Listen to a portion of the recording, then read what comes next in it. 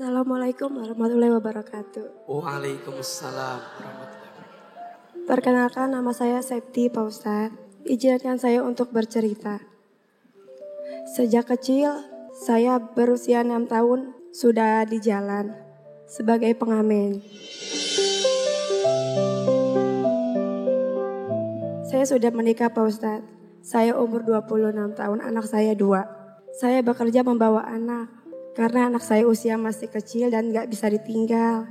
Saya bekerja bawa anak, membantu suami saya yang bekerja sebagai ojek online untuk memenuhi kebutuhan suami saya. Tetapi ada cibiran Pak Ustadz. Saya dibilang eksploitasi anak, bekerja bawa anak sampai larut malam. Karena kan saya bekerja dari sore sampai malam gitu.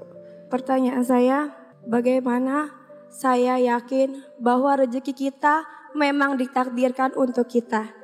Dan apa yang saya lakukan dari cibiran tersebut.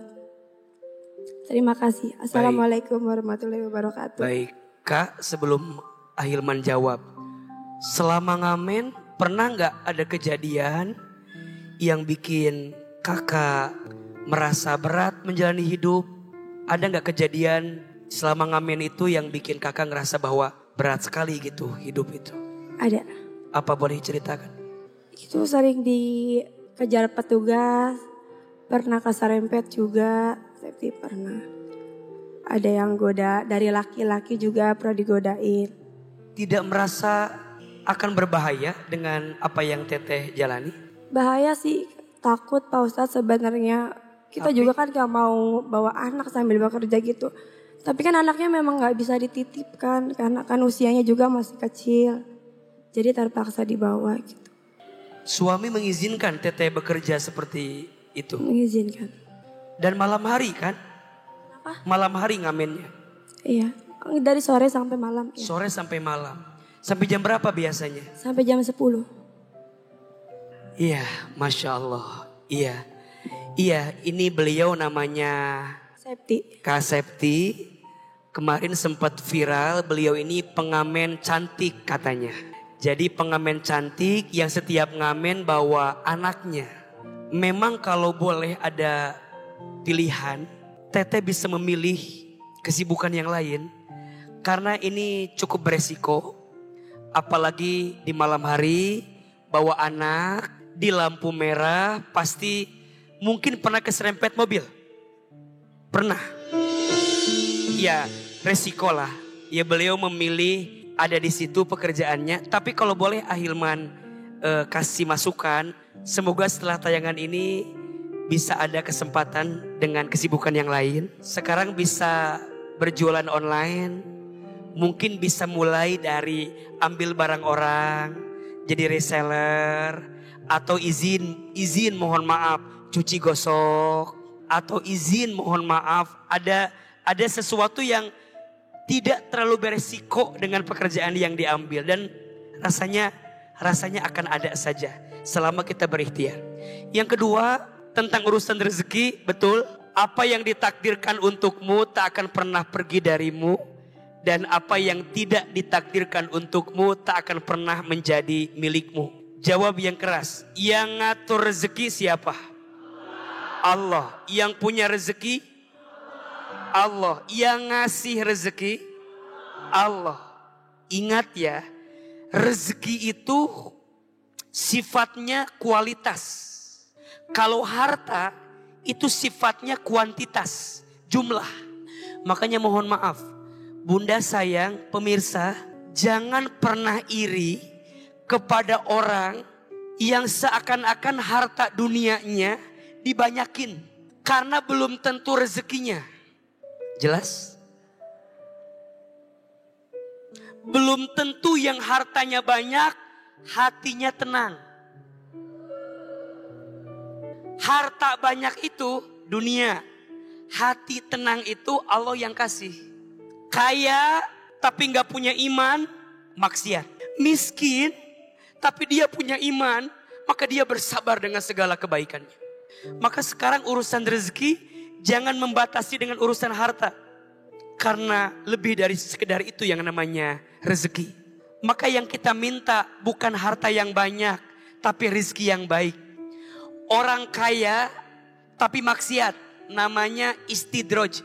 Seakan-akan dia ditinggikan derajatnya, padahal dia sedang dijatuhkan di hadapan Allah Subhanahu wa ta'ala. Dan jangan pernah silau dengan orang yang hartanya dibanyakin. Jangan. Dikayakan belum tentu dimuliakan. Dimiskinkan belum tentu dihinakan.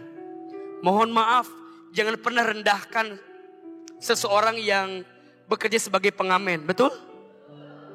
Bekerja di jalan, jangan pernah engkau rendahkan. Boleh jadi di hadapan Allah dia mulia. Betul?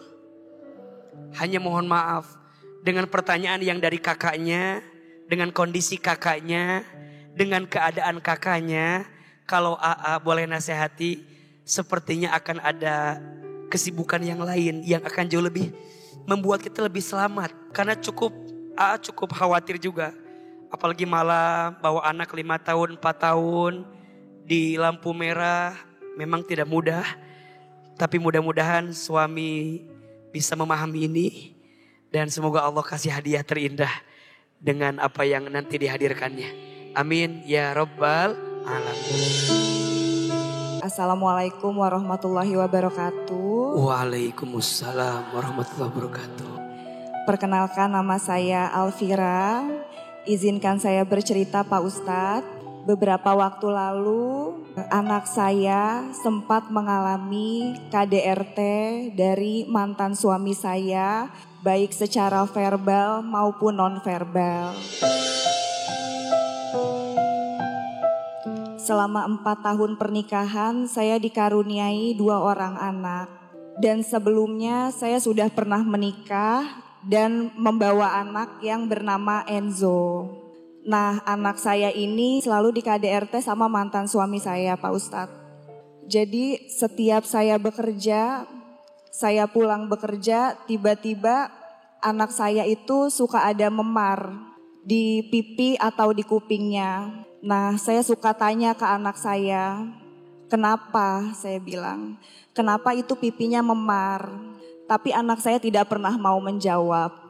Dia bilang, aku gak apa-apa Komi, dia bilang. Sampai akhirnya saya deep talk tiap malam sama anak-anak saya. Saya tanya lagi ke anak saya, kenapa itu kok pipinya memar? Akhirnya dia cerita, tadi aku disentil Mi sama papi. Terus dia suka ngomong ke saya, Pak Ustadz, Mi, sebenarnya papi saya ngasih Mi sama aku. Saya jawab, sayang nak, tapi kenapa ke aku perlakuannya beda? Kenapa ke aku perlakuannya kasar? Sampai suatu ketika anak saya di KDRT lagi hingga kepalanya bocor. Akhirnya di situ saya udah gak kuat karena perlakuan kekerasannya itu dilakukan bukan hanya sekali dan 2 kali. Akhirnya saya meminta berpisah sama mantan suami saya. Dan ketika berpisah, saya tidak diizinkan bertemu dengan kedua anak saya selama 1 tahun. Jadi saya keluar dari rumah hanya bersama Enzo. Dan pada saat berpisah pun, saya diancam mau Pak Ustadz. Diancam, selalu diancam.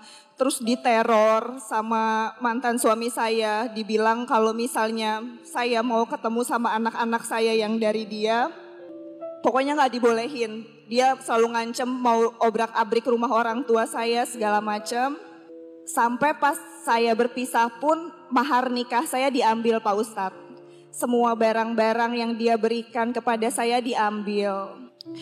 Nah, pertanyaan saya Pak Ustadz, bagaimana anak saya bisa sembuh dari traumanya dari sisi saya sebagai ibunya buat menyembuhkan trauma anak saya.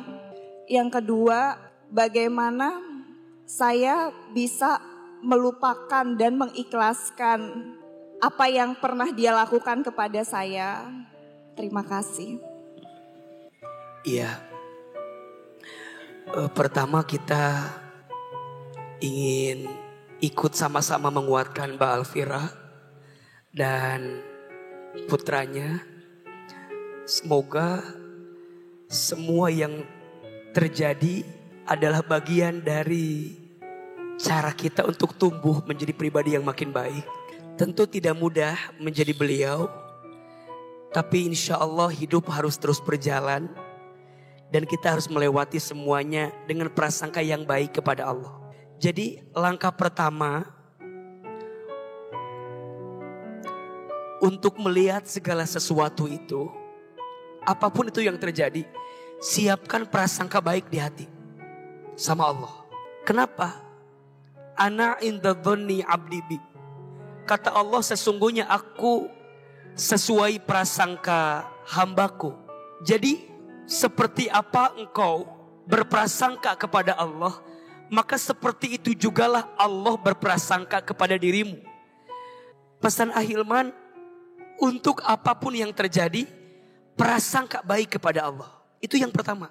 Jangan bilang Allah jahat, jangan bilang Allah zolim, jangan bilang Allah enggak tahu perasaan saya, jangan bilang Allah kok Allah begini. Shh, cukup. Untuk semua yang sudah terjadi, qadarullah wa masya'a fa'ala. Sudah menjadi ketentuan Allah dan Allah berkehendak dengan terjadinya. Baru nanti yang kedua, kalau sudah prasangka baik, nanti kita akan ridho, akan terima kejadiannya. Saya terima mantan suami saya nyakitin saya, nyakitin anak saya. Diterima. Setelah diterima, baru naik yang kedua. Kita harus mendekat kepada Allah. Anak yang jadi korban masih ada Mbak Alfira. Maka kadang yang dibutuhkan itu pendampingan dari ibu yang sangat kuat. Yang kita anggap dia jadi takdir, ternyata hanya hadir yang menyakiti juga. Kita anggap jadi obat, ternyata luka yang paling berat. Karena sebelum ini beliau pernah menikah dengan yang lain. Kan berharap ketika membuka hati dengan yang baru bisa jadi obat. Ternyata malah jadi luka yang paling berat. Maka dengan semua yang terjadi, Mbak Alfira temani anaknya biar tumbuh dalam segala kebaikannya. Mungkin kalau ditanya biar lupa agak susah. Gimana biar lupa? Kayaknya agak susah. Malah yang terjadi semakin berusaha melupakan, bukan semakin lupa tapi malah semakin apa? Semakin ingat. Maka dampingi, setelah itu cari pendidikan yang baik, cari guru yang baik, cari lingkungan yang baik. Agar ketika dia menemukan kebaikan, pelan-pelan trauma yang pernah terjadi itu pelan-pelan akan diisi dengan yang baik-baik. Kan gini, manusia itu dikasih dua ilham sama Allah. Fa'alhamaha fujuraha wa taqwaha. Qad aflaha man zakkaha wa qad khaba man dassaha. Maka aku ilhamkan kepada mereka dua hal. Takwa, fujur, baik, buruk. Jadi ini rumus nih, rumus. Kalau kita pengen sibuk dengan kebaikan, tinggalkan keburukan. Hidup tidak akan pernah dalam keadaan sedih terus. Pasti ada bahagia setelah kesedihan yang kita rasakan. Itulah makna fa inna ma'al usri yusra. Inna ma'al usri yusra. Maka sesungguhnya bersama kesulitan ada kemudahan. Dan sesungguhnya bersama kesulitan ada kemudahan. Mbak Alfira nanya, apakah akan ada rezeki bagi saya sama anak saya? Saya ingin menyampaikan, seseorang tidak mungkin dibesarkan sebelum dia diberatkan dalam hidupnya. Ada istilah, ketika engkau dibanting, bersiaplah terpelanting. Ketika engkau ditempa, bersiaplah engkau akan ditempatkan pada keadaan yang lebih baik. Kalau yang abis kejadian, Enzo sempet traumanya banyak banget. Kayak misalnya terakhir pas kita keluar dari rumah, Enzo tuh setiap ngelihat mobil yang dipakai sama mantan suamiku, dia tuh selalu kayak histeris, kayak ketakutan gitu. Mi itu papi, mi ayo ngumpet gitu. Dia selalu kayak gitu tuh awal-awal. Tapi aku selalu kayak nenangin, enggak kok itu bukan papi gitu. Sekarang kita udah aman berdua kayak gitu. Tapi emang proses sembuhinnya lama sih Mbak. Kayak aku aja sekarang masih kayak harus bolak-balik ke PPA ya. Perlindungan Perempuan dan Anak. Untuk Enzo selalu konsultasi sama psikolog kayak gitu. Kalau yang gurunya selalu bilang ke aku, Enzo itu sekarang orangnya lebih banyak takut. aku ngerasa lebih tenang. Aku ngerasa lebih yakin kalau memang kita itu harus selalu berprasangka baik ke Allah gitu. Apapun maksudnya yang udah aku lewatin sekarang, itu bakalan jadi pelajaran buat aku, dan aku yakin ke depannya aku bakalan bisa hidup jauh lebih baik lagi.